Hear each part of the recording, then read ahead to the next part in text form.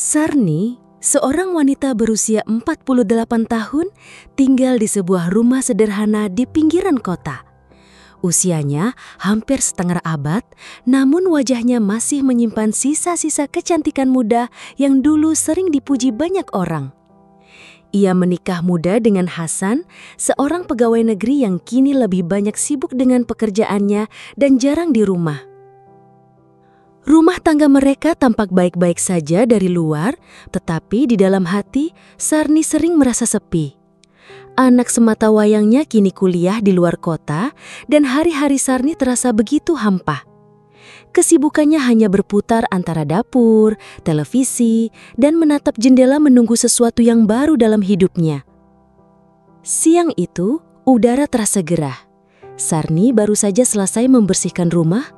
Keringat membuat bajunya melekat di tubuh. Ia mengenakan daster tipis yang sedikit terbuka di bagian atas. Tiba-tiba suara motor berhenti di depan rumah. "Paket, Bu," terdengar suara berat itu. Agus, tukang paket berusia 32 tahun. Rambutnya sedikit acak-acakan, tubuhnya tegap karena terbiasa mengangkat barang, dan senyumnya selalu tulus meski lelah bekerja seharian. Sarni buru-buru menghampiri pintu dan Agus berdiri dengan senyum ramah, menyerahkan sebuah kotak kecil. Mata Agus sempat berhenti sejenak melihat penampilan Sarni. Ia buru-buru menunduk, berusaha sopan, namun Sarni menangkap tatapan singkat itu, dan entah kenapa hatinya bergetar. "Masuk dulu sebentar, Mas, panas sekali di luar," ucap Sarni. Nggak usah repot, Bu," jawab Agus ragu. Namun sebelum sempat menolak lebih jauh, Sarni sudah menarik tangannya lembut, membawanya masuk ke ruang tamu. Suasana jadi canggung. Agus duduk kaku, sementara Sarni menutup pintu perlahan. Degup jantung keduanya terdengar begitu jelas. Sarni merasakan kehangatan yang lama hilang, sementara Agus mencoba melawan gejolak yang tumbuh tanpa ia sadari. "Agus," suara Sarni lirih. "Kamu tahu nggak, jadi perempuan sendirian di rumah itu rasanya kosong sekali." Agus menunduk, jari-jarinya menggenggam lutut. Ia tahu ada sesuatu yang tak biasa dari tatapan Sarni.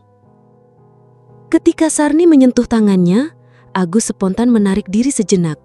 "Bu, ini salah," bisiknya. Sarni bersenyum getir, mendekat, lalu menyandarkan kepalanya di bahu Agus. "Jangan tolak aku butuh seseorang." Pertahanan Agus runtuh. Ia tahu batas itu seharusnya tak boleh dilewati. Tapi kesepian Sarni, tatapan matanya, dan permohonan lirihnya membuatnya pasrah pada apa yang sudah terjadi. Dan di ruang tamu itu, garis tipis antara yang benar dan salah akhirnya dilanggar. Mereka terhanyut dalam sesuatu yang seharusnya tidak dilakukan. Sebuah keputusan yang akan mengubah hidup keduanya. Sore menjelang, Agus akhirnya berpamitan. Tubuhnya terasa lunglai, langkahnya gontai saat keluar dari rumah Sarni. Hatinya dipenuhi campuran rasa, bersalah, bingung, tapi juga pasrah pada apa yang sudah terjadi. Di atas motornya, angin sore terasa berat. Mengapa aku tidak menolak? Mengapa aku membiarkan semua ini terjadi? Batinnya terus bergemuruh. Tapi garis itu sudah terlewati dan tidak mungkin kembali. Sarni menutup pintu dengan senyum yang jarang ia rasakan sejak lama. Ada cahaya bahagia di matanya, seolah kekosongan dalam dirinya kini terisi.